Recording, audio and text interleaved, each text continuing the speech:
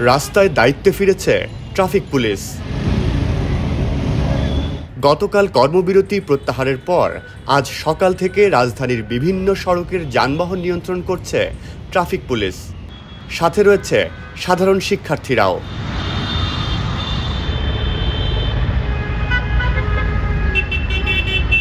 আড়াইশোটিরও বেশি design option নিয়ে Walton smart fridge, বোঝে আপনার প্রয়োজন।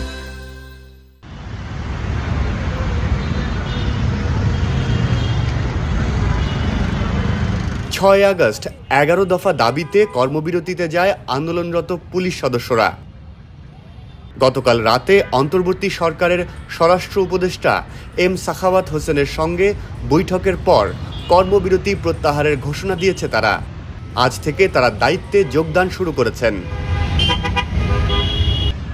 রাজধানী ঢাকার সড়কে ট্রাফিক পুলিশের পাশাপাশি শৃঙ্খলা ফিরিয়ে আনতে কাজ করছে সাধারণ শিক্ষার্থীরাও।